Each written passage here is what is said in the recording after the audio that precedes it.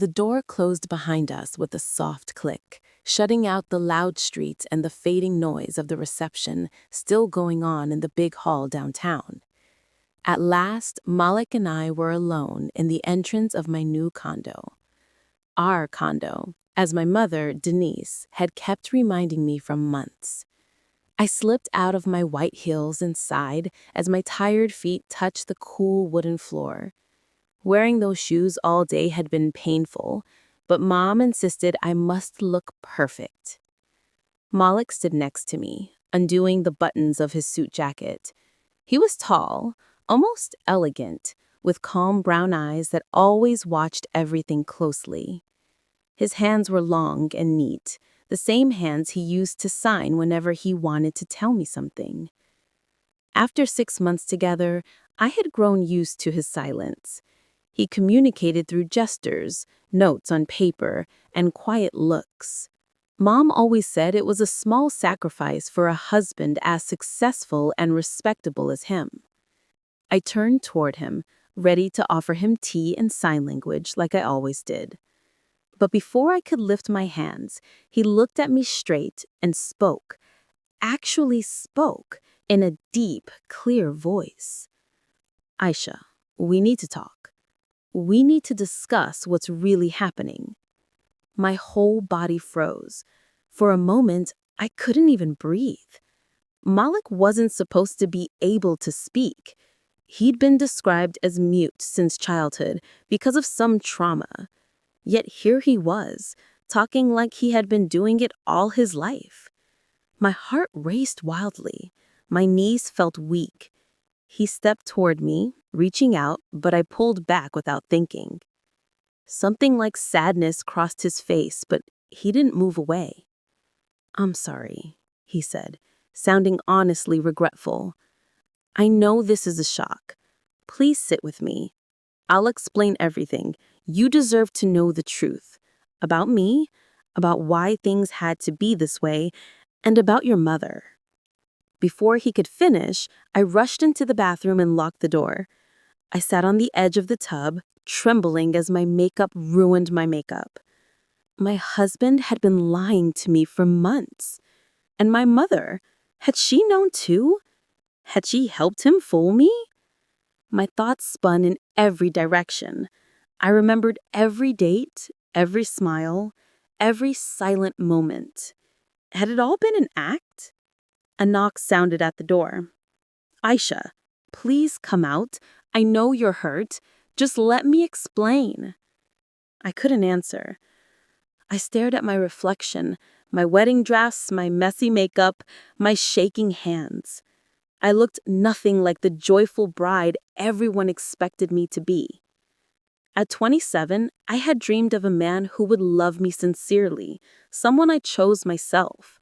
But after Dad died, Mom became controlling, deciding everything for me, what job to keep, who to meet, and eventually who to marry.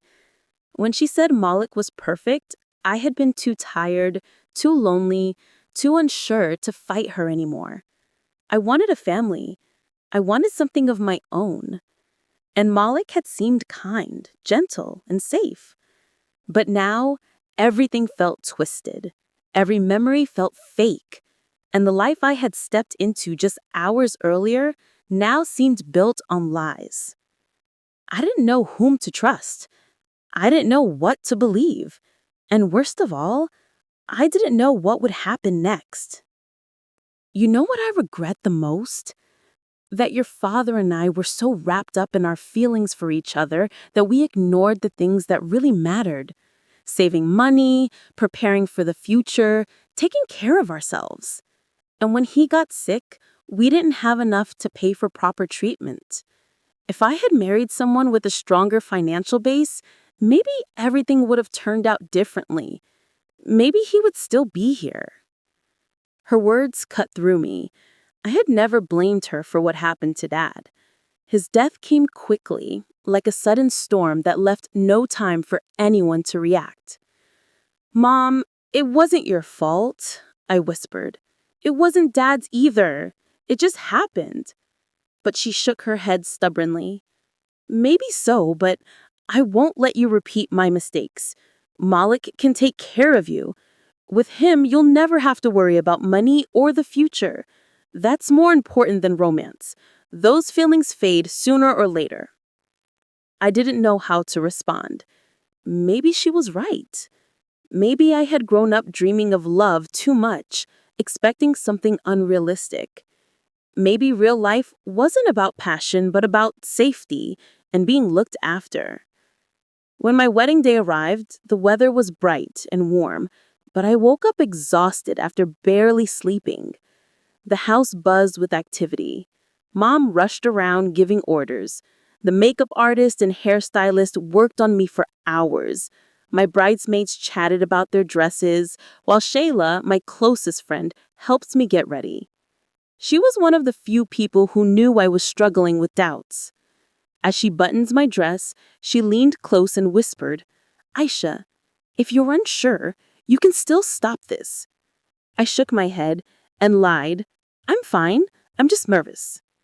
She didn't seem convinced. At City Hall, everything felt unreal. I remember saying "I do" and Malik placing the ring on my finger. When he kissed me, his lips were soft, his touch gentle, but inside, I felt strangely distant, like I wasn't fully present in my own life. The reception afterward was extravagant. White tablecloths, expensive food, countless guests I didn't recognize. Everyone smiling, praising us, toasting to our future. Malik sat beside me, writing sweet messages on a notepad because he was supposed to be unable to speak. His words were kind, but they didn't bring me comfort. I felt drained and out of place. When the evening finally ended, we left for the condo Malik had bought.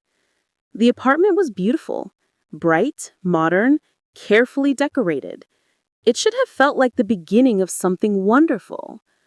But the moment he shut the door behind us, everything changed. He opened his mouth and spoke in a deep, steady voice. A voice he wasn't supposed to have. A voice that shattered every idea I had about who he was. Now, I was sitting in the bathroom, refusing to come out while he pleaded through the door. I eventually washed my face, opened it, and sat across from him as he revealed the truth. His past marriage, the betrayal, his fear, the lies, and my mother's part in everything. And as I listened, something inside me cracked. All I could feel was disappointment, confusion, and a deep sense of being used by the two people who were supposed to care about me most. Mom looked at me with soft eyes, the kind she used when she was trying to convince me of something. "He's such a good boy," she said gently. "He works hard, he's honest, he behaves well."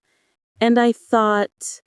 Her voice trailed off, as if she suddenly didn't know how to continue. "You thought he was the perfect match for me," I said, finishing her sentence because I already knew where she was going. "And you decided to arrange everything for us without asking what either of us wanted." Mom lowered her gaze for a moment, then lifted it again, full of worry and hope. "Aisha, I meant well," she murmured. "You were alone for so long. I watched you struggle. I watched you come home tired and silent, pretending everything was fine when it wasn't. I saw your loneliness even when you tried to hide it. And then there was Malik. I knew him for years.